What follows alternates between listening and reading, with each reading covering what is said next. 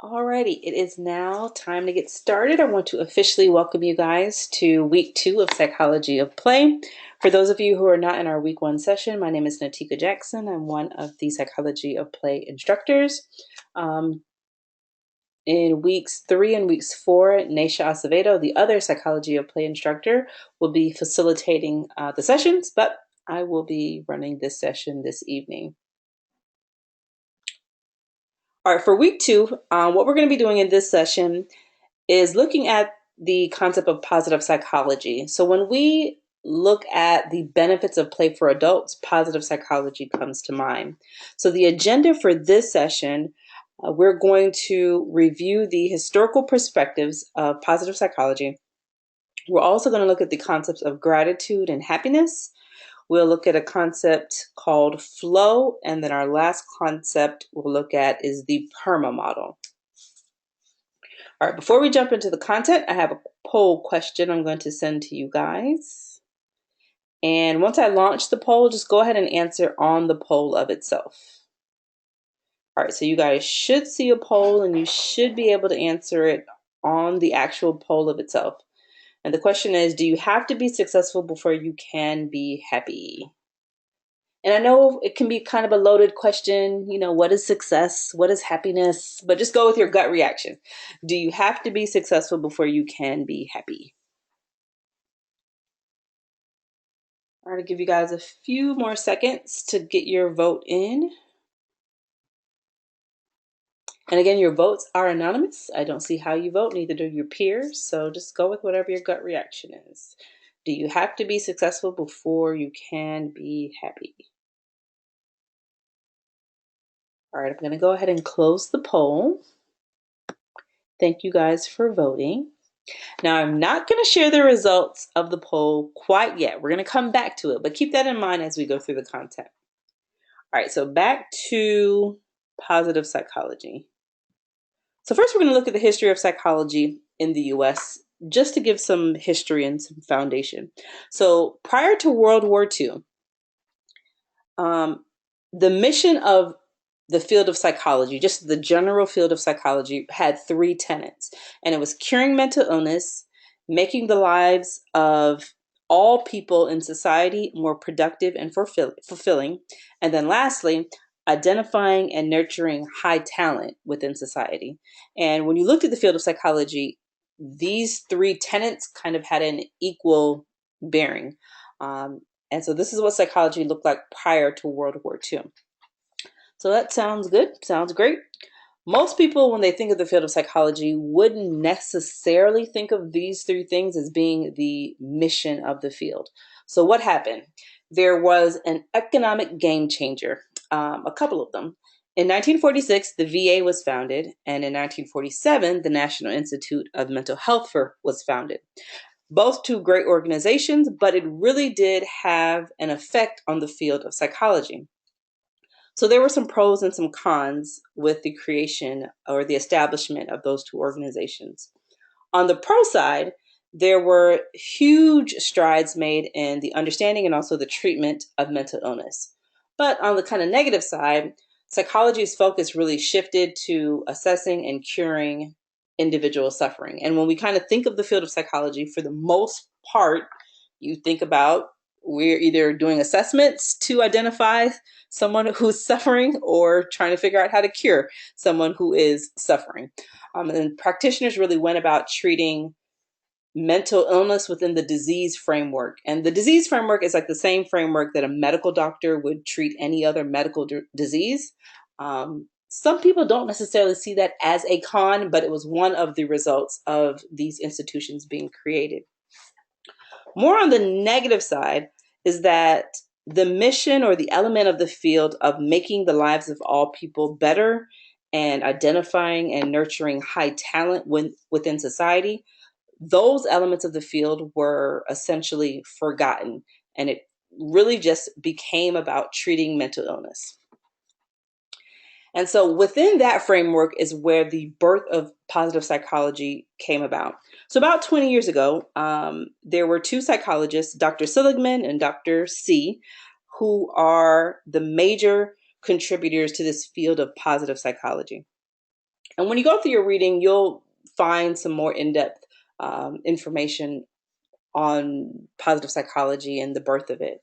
But in general, just as a recap, what happened was they kind of looked at the field and identified that there had been this shift. And they thought that there should be a new area of psychology. And this is where they come up with the term positive psychology. And so, what they suggest or what they put forth is that psychology is not just the study of pathology or weakness or damage, but it should also be the study of strength and of virtue. Psychology isn't just a branch of medicine concerned with illness or health, but it should be seen as a much larger field. It should be about work, education, love, play, growth. Um, and that treatment is not just about fixing what is broken in a person's life, but it should also have a high emphasis on nurturing what is best in a person's life, what's actually working in a person's life. And lastly, when it comes to positive psychology, at this point, there's been a ton of research that really does support some of the tenets of the field. So it's not just, cute wishful thinking. This is a science-based field of psychology. So the goal of positive psychology is really to change the focus of psychology from a preoccupation with only repairing the worst things in a person's life to building positive qualities.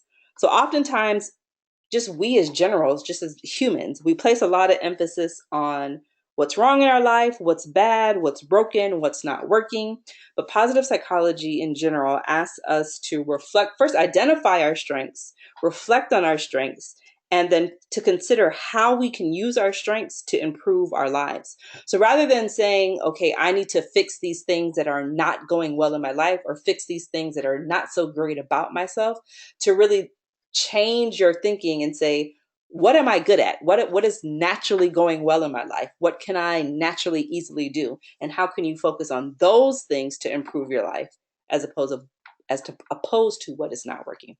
So in a very brief couple minutes summary, that is what the field of positive psychology is about.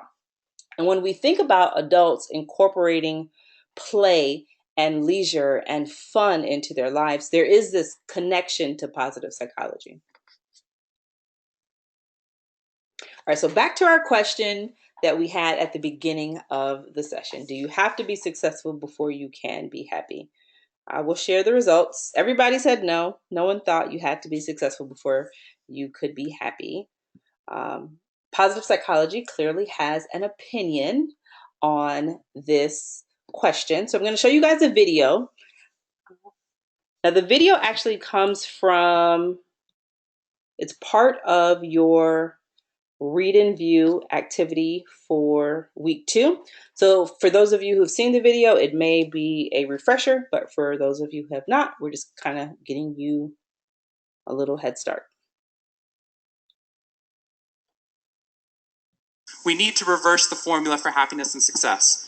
In the past 3 years, I've traveled to 45 different countries, working with schools and companies in the midst of an economic downturn. And what I found is that most companies and schools follow a formula for success, which is this: if I work harder, I'll be more successful. And if I'm more successful, then I'll be happier. That undergirds most of our parenting styles, our managing styles, the way that we motivate our behavior. And the problem is, it's scientifically broken and backwards for 2 reasons. First, every time your brain has a success, you just change the goalpost of what success looked like. You got good grades, now you have to get better grades. You got into a good school, now you have to get a better school. You got a good job, now you have to get a better job. You hit your sales target, we're going to change your sales target. And if happiness is on the opposite side of success, your brain never gets there. What we've done is we've pushed happiness over the cognitive horizon as a society. And that's because we think we have to be successful, then we'll be happier. But the real problem is our brains work in the opposite order. If you can raise somebody's level of positivity in the present, then their brain experiences what we now call a happiness advantage, which is your brain at positive performs significantly better than it does at negative, neutral, or stressed. Your intelligence rises, your creativity rises, your energy levels rise. In fact, what we found is that every single business outcome improves. Your brain at positive is 31% more productive than your brain at negative, neutral, or stressed. You're 37% better at sales. Doctors are 19% faster, more accurate at coming up with the correct diagnosis when positive instead of negative, neutral, or stress, which means we can reverse the formula. If we can find a way of becoming positive in the present, then our brains work even more successfully, as we're able to work harder, faster, and more intelligently. What we need to be able to do is reverse this formula so we can start to see what our brains are actually capable of. Because dopamine, which floods into your system when you're positive, has two functions. Not only does it make you happier, it turns on all of the learning centers in your brain, allowing you to adapt to the world in a different way. We found that there are ways you can train your brain to be able to become more positive. In just a 2-minute span of time, done for 21 days in a row, we can actually rewire your brain, allowing your brain to actually work more optimistically and more successfully. We've done these things in research now in every single company that I've worked with, getting them to write down 3 new things that they're grateful for 21 days in a row, 3 new things each day. And at the end of that, their brain starts to retain a pattern of scanning the world not for the negative, but for the positive first. Journaling about one positive experience you've had over the past 24 hours allows your brain to relive it. Exercise teaches your brain that your behavior matters. We find that meditation allows your brain to get over the cultural ADHD that we've been creating by trying to do multiple tasks at once, and allows our brains to focus on the task at hand. And finally, random acts of kindness or conscious acts of kindness. We get people, when they open up their inbox, to write one positive email praising or thanking somebody in their social support network. And by doing these activities and by training your brain, just like we train our bodies, what we found is we can reverse the formula for happiness and success, and in doing so, not only create ripples of positivity, but create a real revolution. Thank you very much.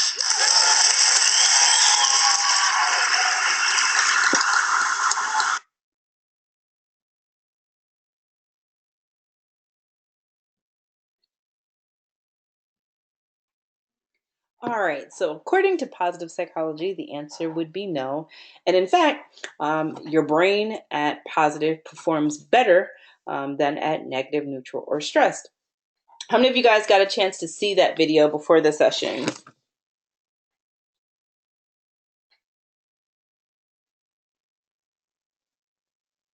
All right, so a couple of you did.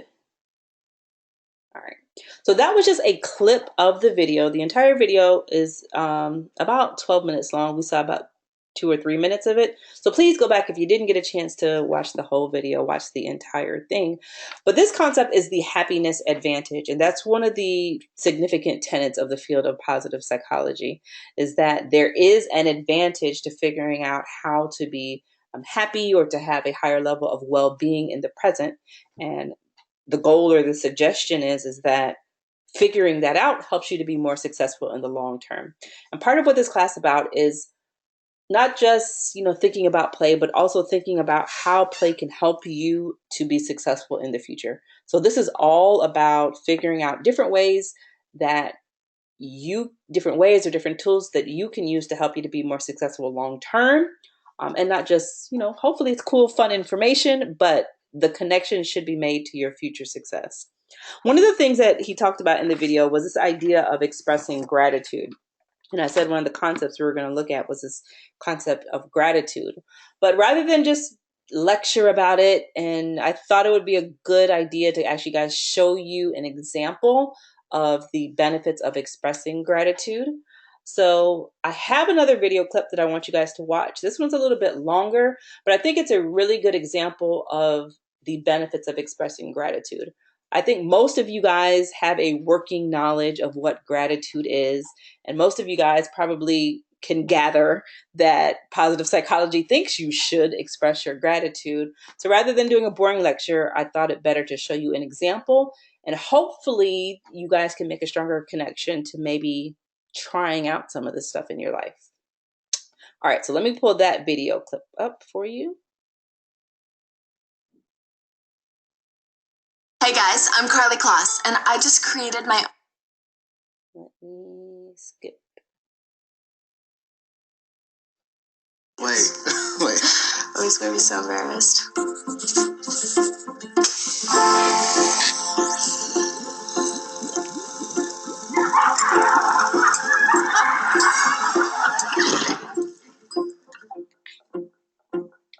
What makes you happy? Having fun? Hanging out with friends? Delicious food? Making money? Well, consider this. Psychologists have scientifically proven that one of the greatest contributing factors to overall happiness in your life is how much gratitude you show. Yeah? Think about that. Go ahead and marinate on it for a second. You can thank me later if you want. It'll make you feel better, according to this study. You go ahead and click on it and read it if you want. Or you can keep watching because we read it. We thought it might be fun to test out for ourselves. We gathered a selection of volunteers to act as our subjects. First, we gave them a test. They didn't know what we were looking for, but it gave us a pretty good idea of their current level of happiness. We asked them to close their eyes and think of somebody who was really influential in their life, somebody who did something really amazing or important for them. We had them write down as much as they could about why this person was so important. Now, a lot of them thought at this point the experiment was over, until we really put them on the spot and tried to get them to call that person and read what they wrote about them. Thank you, Jessica. We're going to have you call your mother. So who is that right person for you? Person is my sister, Erica. We're going to give Erica a call. Okay. Who'd you end up picking? Friend of mine, Craig Ains. Her name is Dora. My college accounting instructor. Really? Is this somebody you're still in touch with today? No, I'm assuming that he's passed on. That's a To shame. the great beyond. You up for it? Yes. What would you say if we called up Dora? Oh, we can try, but she lives in Sweden. In Britain? Oh, no, never by heart, dude. This is awful. That's fine. I don't know my mom's number by heart. If it's true that those who are going on are looking down on us, maybe he read my chicken scratch. Hey, sweetheart. Hey, how you doing? Yes. You got a second? Where you at, in the hotel? I am. I'm in the hotel. You scared me when you asked if I had a second, something's wrong. No, I'm on like this little TV show, and they told me to talk about the person that influenced me the most, and I picked you, and they're making me call. They're making me call you. Oh, wonderful! Hi, you reached Craig. I'm not here right now. At the tone, please record your message. Oh, come on. Hello? Hi, Hi. Erica. It's me. All right, so I got to read you this paragraph. Can you hear me? Yes, I can. Go ahead, sweetheart. All right, the person that influenced me the most would be my mother, Marlo Dawson. She is a single mother of 2. She is a very hard worker and dedicated to her family. Hey, Craig. This is Loie. This is going to be a funny little voicemail, so I hope you enjoy it. I'm so sorry for calling you at 4 o'clock in the morning. I have to read this to you, okay? And you can't say anything, or I don't know. You can respond, but I probably will just keep going. Okay? Is everything okay? Yes, but I have to read this out loud to you. The person who has had the biggest impact on my life outside of Jesus Christ, who is responsible for my existence, was my college accounting instructor. He had a joy and enthusiasm for his job like no other teacher I have ever known. I love her to death, and she keeps me going with positive talk. She is a woman that knows what she wants and won't give up until it is achieved. Oh, something. I don't know what. I'm not surprised because that's so beautiful. I have nothing to say. That's just wonderful. I first met Craig on an independent feature film set in Whitefish, Montana. I recently have been sending Craig a lot of positive thoughts as he suffered a series of health problems.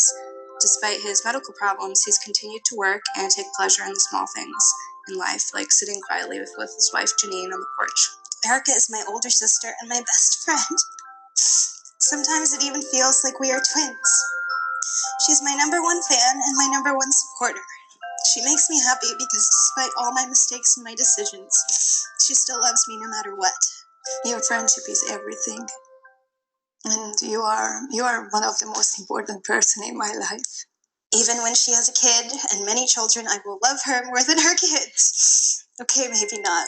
I will never forget when she flew 3,000 miles at the drop of a phone call to save me from a breakup. I'm being blessed by having a son like you. I love you. Bye.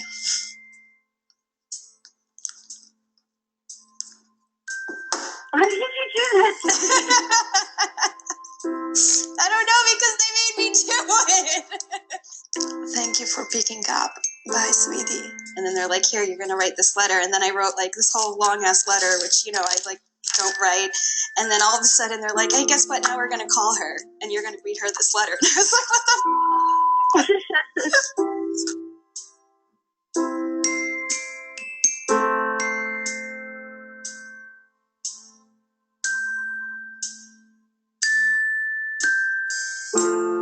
Before we let let them go, we gave our subjects one more happiness test. Now, we mixed up and rephrased the questions so they didn't know they were taking the same test twice.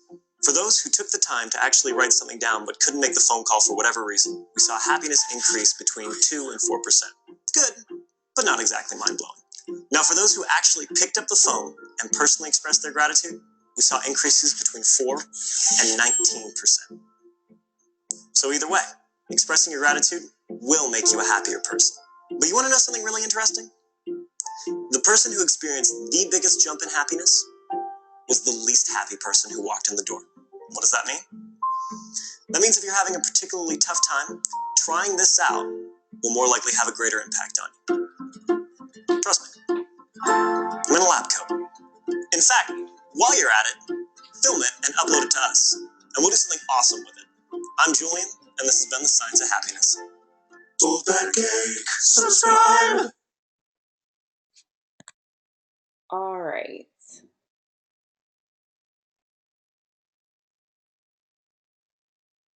So I thought that was a good example of the benefits of expressing gratitude.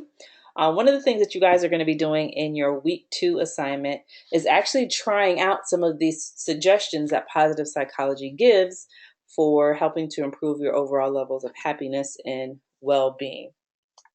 Marlena says it made her a little emotional watching it. A lot of students say that. That's kind of hopefully what I'm going for most students. But as you guys go through your week 2 assignment, you'll have 8 examples of things that positive psychology suggests that you can do to help to improve your overall level of well-being. Some of them will have an emotional connection, for some people, some will not. We are not asking you guys at all to pretend or to be fake or to create some false emotion. Some of you guys will like this stuff, some of you guys will not, and that is okay. But we are asking you guys to just give it a try and see if there is any reaction or if there is any positive effects for you. All right, so a couple more people saying that it was touching for them.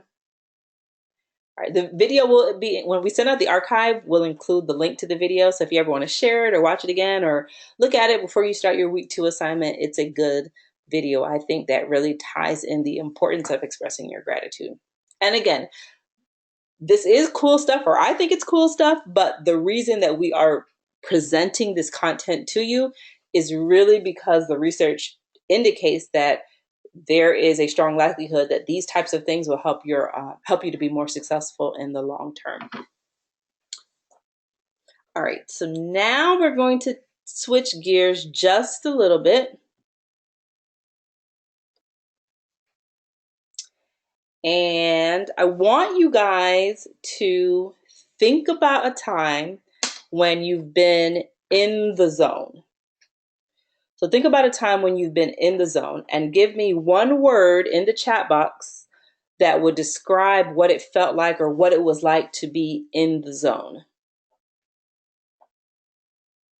And again, no right or wrong, just go with your gut reaction. All right, groovy, peaceful, euphoric, peaceful.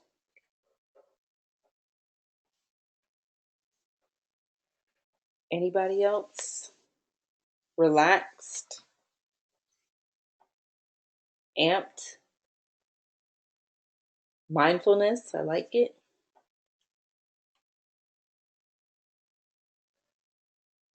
All right, you guys are all referring to a concept called flow. So most people are familiar with that idea or that state of being in the zone.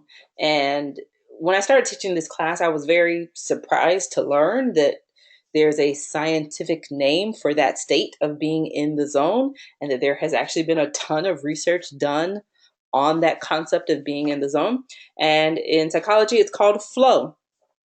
So flow is described as a state in which people are so involved in an activity that nothing else seems to matter.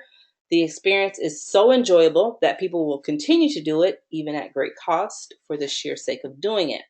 Now, here are some of the characteristics of flow. So you're completely involved in what you're doing. There's a sense of ecstasy. There is a great inner clarity. There's a sense that you know the activity is doable. There's a sense of serenity. A lot of people said peace, peaceful, relaxed, timelessness. That's really connected to the qualities of play, freedom from time. Intrinsic motivation. There's just something internally pushing you forward to complete this activity. According to Dr. C, one of the founders of positive psychology, our nervous system can only process a certain amount of information at a time.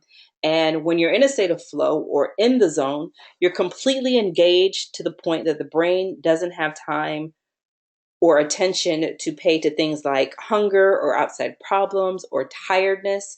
And that's why you have these really intense, strong connections or reactions to the activity that you're engaged in.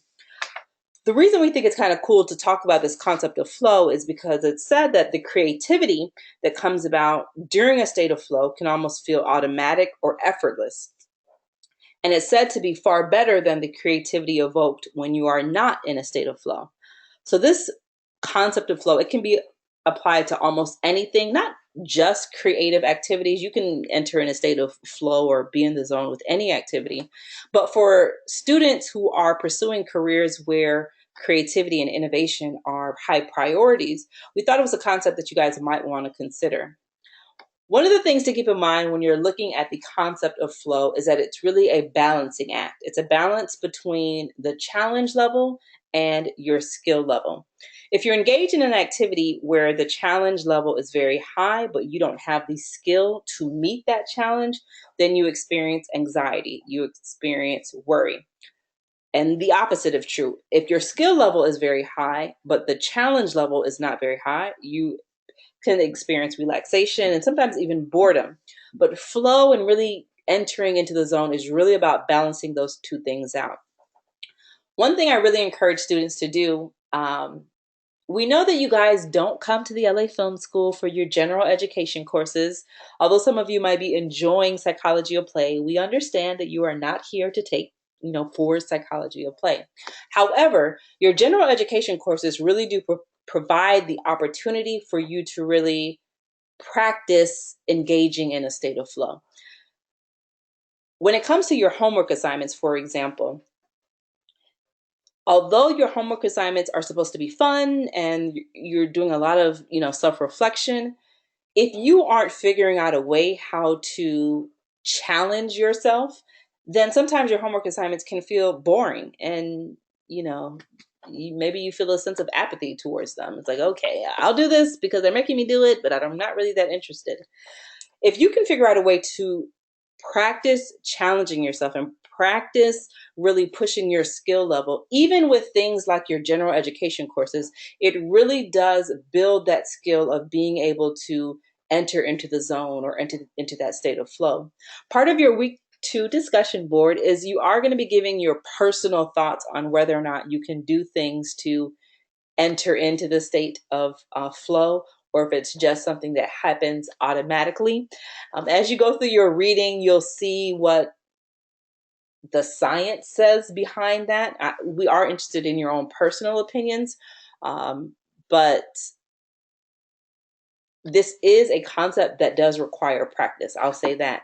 And so it's important to keep in mind, like, it's not that when you get to your degree specific courses that all of a sudden you're just going to have this skill. It requires practice. And so you can use the time in your general education courses to just practice this skill of balancing your challenge level and your skill level, to just push yourself a little bit more in every activity that you're engaged with, and then it'll become more automatic to you when you are in the courses that we know you guys are here and really interested in. Dr. C, again, one of the founders of positive psychology, says that the best moments in our lives are not the passive, receptive, relaxing times. The best moments usually occur if a person's body and mind is stretched to its limits in a voluntary effort to accomplish something difficult and worthwhile. And so that's what we assume that you guys are here to do. We know that you guys really will have to push yourself and really stretch your limits, but it may be difficult, but we know that it'll be worthwhile in the end.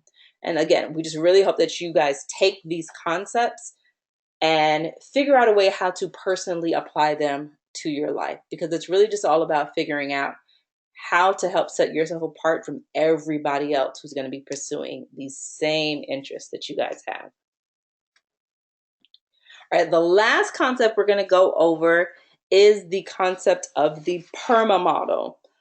And then we'll go over the assignment. The assignment, it takes a little bit more time to go over it, but so I want to leave enough time to really go over the assignment and ask any questions that you guys may have. All right, so when it comes to the PERMA model,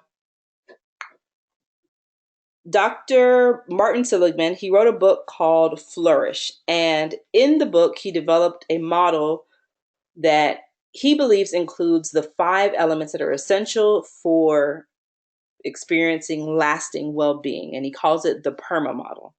And he believes that once you're aware of the things that make up well-being, then it's much easier to live a rich and meaningful, more successful life.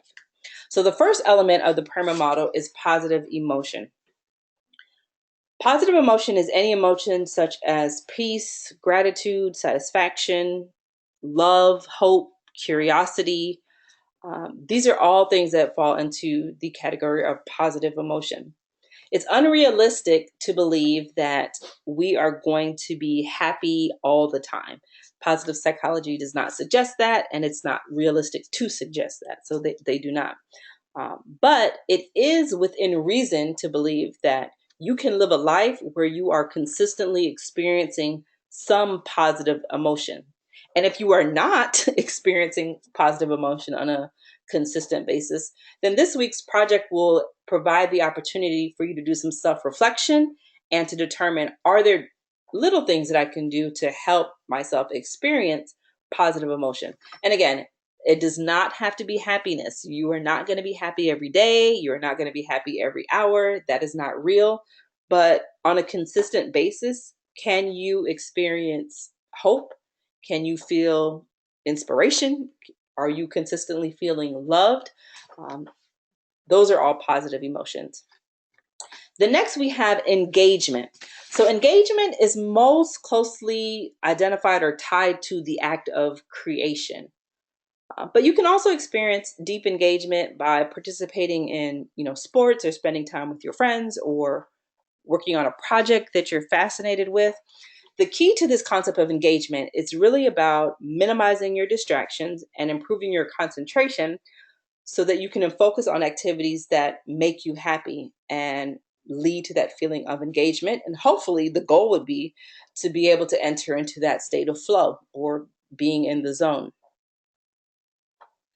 Then next we have positive relationships. So there's a ton of research that really does support the idea that, humans are social beings and good relationships are really core to our well-being. So we see time and time again that people who have meaningful, positive relationships with others are happier than those who do not. So relationships really do matter. Sometimes students will say, well, I don't have great relationships with my family, so I can't have this positive relationship element in my life. The research does not suggest that your positive relationships have to be with your biological family members. So you have some control or some decisions on how it is you develop positive relationships. But the research is very clear.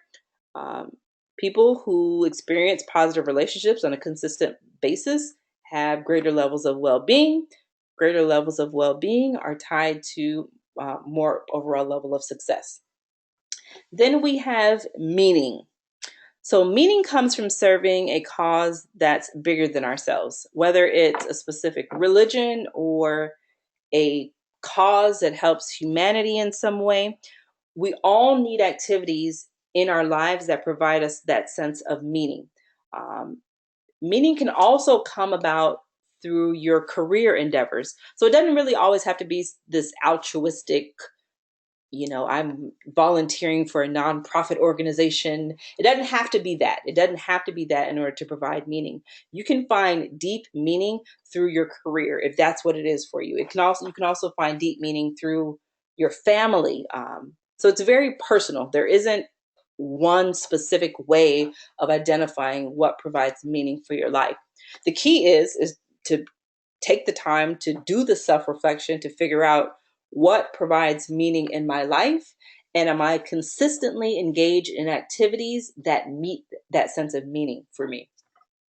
And then the last element of the PERMA model is accomplishment or achievement. So many of us really strive to better ourselves in some way, whether we're seeking to master a skill or achieve a goal or win some sort of competitive event. Most of us have something in our lives that we're striving towards.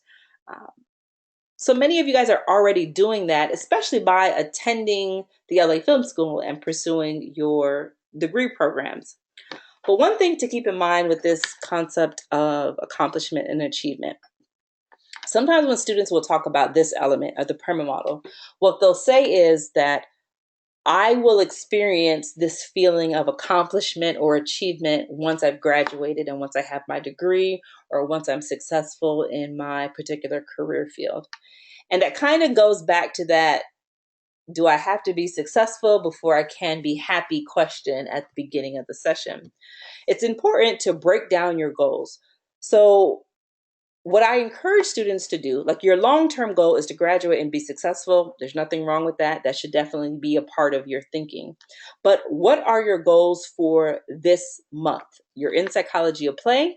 What are your goals for this month in terms of being a student? Do you have a particular grade you're trying to earn? Are you attempting to develop better study skills? Are you trying to grow as a student in some sort of way?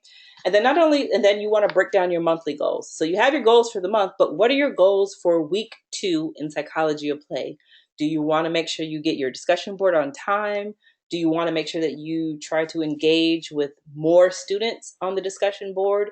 Do you want to reach out to some students and try to network and connect and push yourself in that way? With the accomplishment and the achievement, it's really important to determine how can I, on a daily or weekly basis, engage in activities that provide that feeling of accomplishment or achievement in my life. It's not just about these big, huge, long-term goals that we have for ourselves. And keep in mind, when I say like break your goals down, we're not, you shouldn't be having these huge, elaborate weekly goals that are not realistic and not obtainable. But a realistic goal could just be, I'm going to get my discussion board in on time because that's something I struggle with. And I normally only respond to 1 student, but this week I'm going to respond to 3. And so it can be simple goals, but those simple goals really do lead to a greater sense of well-being in the long term. So that is the PERMA model. And the thought is that if you have activities or things that you engage in that provide these 5 elements, you will consistently experience lasting well-being. And again, lasting well-being is tied to long-term success. And we feel it's a concept that you guys should consider and determine how it can be a benefit to you in your long-term success. So that's our last concept for this evening.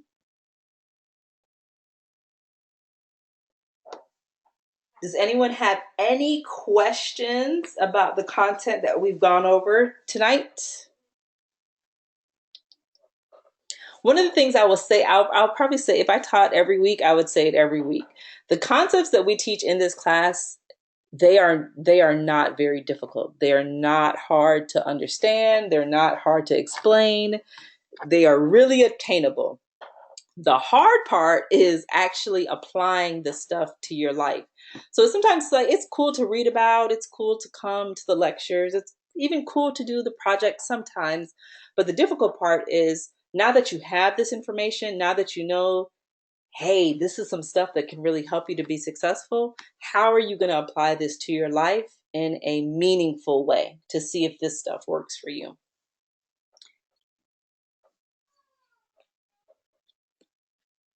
All right, I don't see any questions in the chat box. So I'm going to go over the assignment with you guys. And the assignment should, again, provide an opportunity for you guys to try this stuff out. Hopefully you guys take it seriously. The thing with the assignments, and with all the assignments, it's about you for the most part, you're going to be writing about you. You're applying concepts to your own personal life. So we can tell when you guys don't really put a lot of effort into it, because it's not like you had to research some topic and you're writing a research paper and maybe you got a little off track. You're literally writing about yourself. So we can tell when you don't put a lot of effort into it. And hopefully you guys will really take the time to put some effort into it. So I see a comment in the chat box and I wanted to address that. Someone says, I had a rough life growing up. So for some students, especially in week 1, because we ask them to go back and kind of reflect on the past. And for some students, it gets a little shaky. Like, I don't really want to go back there and I don't really want to think about that. And we ask you to go back to a time that is positive for you. So even if it was just last year when you start to experience some positive things, or if you just recently experienced positive things, then that's what we ask you to reflect on. We don't want this class to be traumatic at all.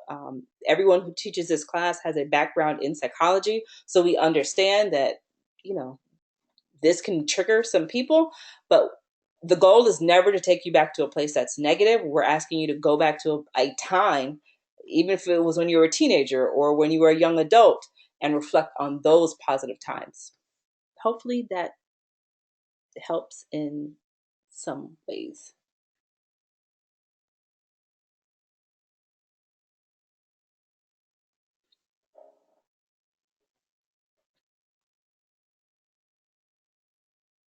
I'm just looking at some of the comments in the chat box. So it looks like some of you guys may have experienced some things, but it sounds like, or it seems like, some of you guys have figured out a way to take those challenges and help to inspire you on a new and more positive path. All right, so let me get into the assignment, and then if anyone has any specific questions or concerns, I'll come back and we can address those individually. So first thing I want to show you guys is the community discussion board. So when you log onto the LMS, the first section you see is getting started. Here's your community discussion board. When you guys click on the community discussion board, there will be project examples posted there for you to review. So I just wanted to point that out. But here are the instructions. So we have 3 pages, just like last week. First page is your intro and your objectives. Please read it. It sets the assignment up. Last page is the FAQs. If you have questions, start here. But if you still have a specific question and you're kind of lost, even if after looking at the examples, please reach out to your instructor We'd like you to reach out by Thursday. That way we can definitely get back to you guys on Friday. We aren't always available over the weekend.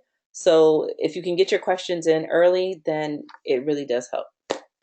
All right, so here are your instructions. So the first thing you're going to do to prepare for this project, you should actually make sure that you read and watch all of the videos on the LMS for week 2. Then what you're going to do is come back to your project, and you're going to have 8 different activities here in this chart. So these are 8 activities that positive psychology suggests will help you to experience lasting well-being, or help you to be more happier in the present, or more positive in the present, I should say. You are going to pick 3 of these activities to complete this week. Please, you do not have to do all 8. You should not feel overwhelmed. You're going to pick 3 that you have some connection to and you say, hey, this sounds cool. I think I want to try this. Please pick activities that you actually want to do. So you're going to complete those 3 activities in this week. Sometimes students will reflect on a similar activity that they did in the past, but we're actually asking you to complete the activity this week and reflect on it now that you have this knowledge of positive psychology.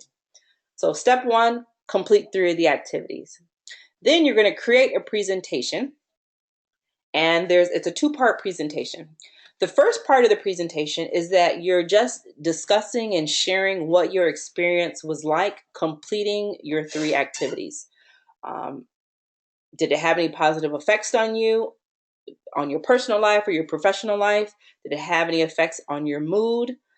Again, you are talking about yourself, so we are asking for a detailed response. That's about 2 to 3 paragraphs, about a paragraph for each activity that you completed. We're also asking you to be truthful. If the activity really did not have any impact on your life, it's okay to say that, but we are looking for a college level response. If you tried something and it didn't work out, well, why do you think it didn't work out? You know, what was your mood like before you started the activity? Do you think you'd ever try it again? Give a college level response to whatever the experience was like completing these activities.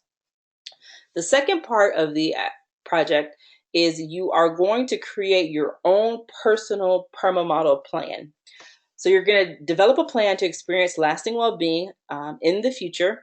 Your response should be about 2 to 3 paragraphs, and we're asking you to provide specific examples for each of the 5 elements of the PERMA model of things that you would do or can do in your life to experience lasting well-being moving forward. There is a link to the PERMA model article. This is in your read and view. So you can link right from the assignment, and it reviews the 5 elements of the PERMA model. It actually goes over them in detail and provides examples for you. So you're just going to be coming up with your own plan of how you can consistently experience these 5 elements in your life. With this second part of the assignment, so it is within reason to believe that you might be doing okay on one of these elements. Like, you may already have positive relationships in your life, and you may have a good plan of how you're going to continue to maintain positive relationships in your life. You may not really need to do anything different in that area. And that's okay. You just have to talk about that. So if you have positive relationships, we'll talk about your positive relationships, talk about how you intend to continue to maintain your positive relationships. But there may be other elements of the model where you need to do some work, where you need to kind of do some self-reflection, and because you're not doing so well in that area. So we don't expect that you're going to have this elaborate new plan for every element. It's personal. It's, individual to your specific situation. So just be honest about it. You don't have to make anything up if it's not what your life currently looks like. But no matter what, whatever it is, it needs to be about 2 to 3 paragraphs, and it needs to be a college level response reflecting that you understand the 5 elements of the PERMA model. So that is the assignment. When completing the assignment, we do ask you to use one of the tools from the activity resource list. So it's a 3-page document that just provides some resources that you can use to complete your assignment. The goal with asking students to use a resource from this list is so that you are pushing yourself a little bit further and hopefully engaging in a state of flow. If this is a particularly busy week for you and you say, hey, ma'am, I hear you, but I don't have the time to learn a brand new tool, then you will see that you have PowerPoint, Keynote, and Google Slides as an option on the activity resource list. But you just want to push yourself. So if you know how to do a basic PowerPoint, well, can you jazz your PowerPoint up a little bit? Can you be a little bit more creative in your presentation this week? Just to challenge yourself, just to push your skill level a little bit more. And the goal is, again, just so students are challenging themselves. We're not trying to overwork you or freak you out. So if you have a particular issue with using any of those tools, or you're really struggling, just reach out to your individual instructor and we'll work with you one-on-one to figure out the best, option or way for you to get around that. Google Slides works good. Google Slides is great. And I'm not sure if you guys are aware, but through your student email, you guys all have access to an online version of Word, PowerPoint, that sort of thing.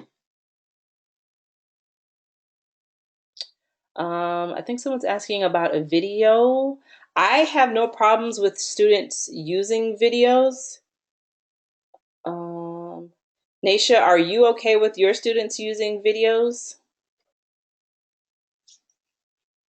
students come in at different skill levels. So if we're saying use a PowerPoint and you're like, lady, I am way past PowerPoints, I can make you cool videos, I'm sure like we're fine with you making cool videos.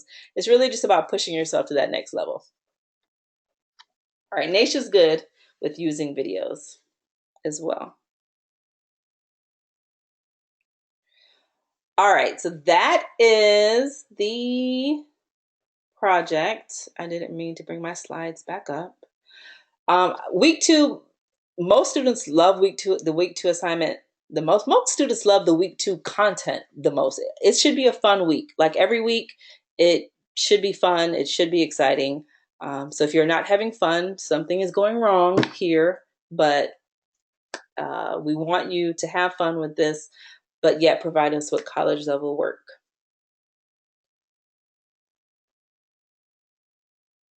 Kayla says, how can we do a video? Depending on what software you use, you can use, if you have a laptop and you have a camera, you can actually use that to create videos. Like if you have QuickTime or something like that, you can use all those things to create your videos. And then sometimes you can do just like some simple editing within like your QuickTime player. You can even turn your PowerPoints into videos as well, but that's another thing. Yes, someone's asking about how you submit a video. You can upload it to YouTube, and then you create a link, and then you just copy and paste that link onto a Word document, and then you can submit that as the Word document as your actual file.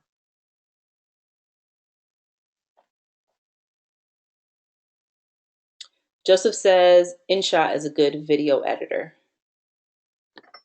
Students sometimes are a little bit more advanced on the technical aspect than I am. Okay, Joseph says, InShot for phones is a good video editor. I like that you guys are interested in challenging yourselves to do something outside of the box. Tyler, I see your hand up. I'm sorry, I think I might have missed it. Did you still have a question? I'm going to unmute you.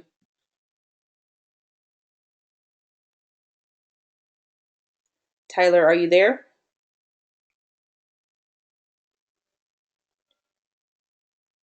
No.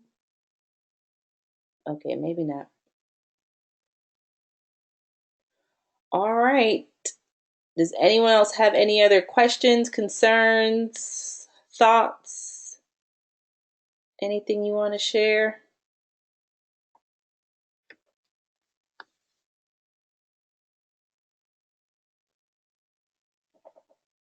All right, Anthony is good.